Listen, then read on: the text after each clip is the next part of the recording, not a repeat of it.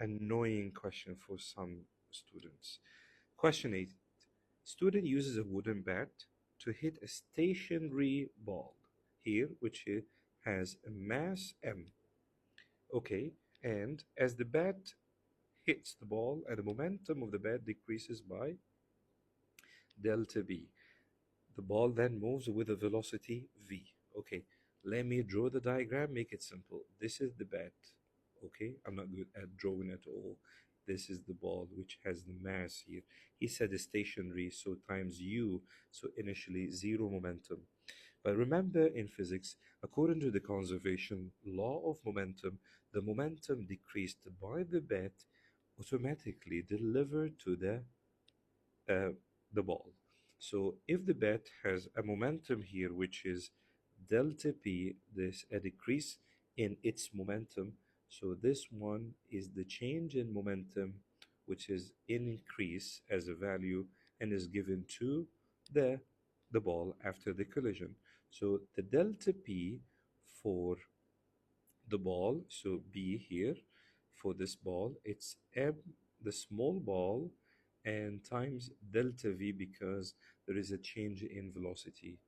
So this one is the change in momentum for what? For this small ball, or the first case or scenario. Then the student uses the bat to hit another ball, but quite massive one, heavy, greater mass. So this is the bat, for example, and sorry. So this is the bat and times a big mass, which is 3m. Stationary as well, yes. So initial velocity, which is 0. So the momentum initially here, which is 0 as well. Then the bat decreases its momentum by 2 delta b. 2 dp decrease, as we did in the previous case. The momentum here of the ball of 3m is going to be 2 delta b as well, equals the mass, which is 3m. So it means 3 times the mass of the first ball times delta v, which is unknown.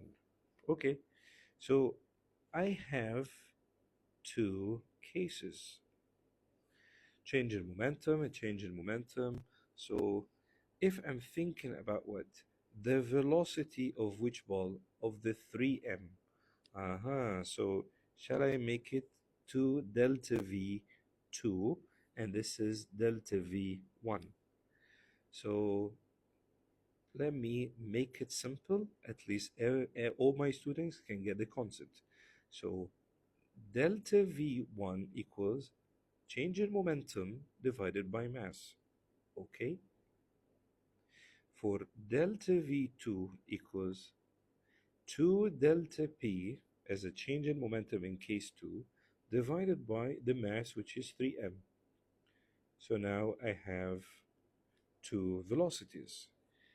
He's asking about the kind of ratio, so let me divide delta v2, so v2 for example. So now use this equation 1 and equation 2. So v2 of the mass of the second ball divided by v1.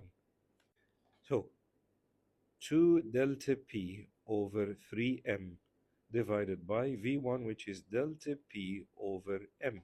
Cancel out the delta p with the delta p and m with m.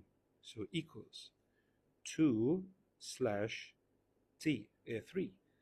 So v2 equals 2 over 3 v1. And if you have a look at the options, so the correct answer is B. Sorry, it's quite a challenging question, my son. So please, all my students, take your time, take it slowly, easily, step by step, think about conservation law of momentum, and go ahead.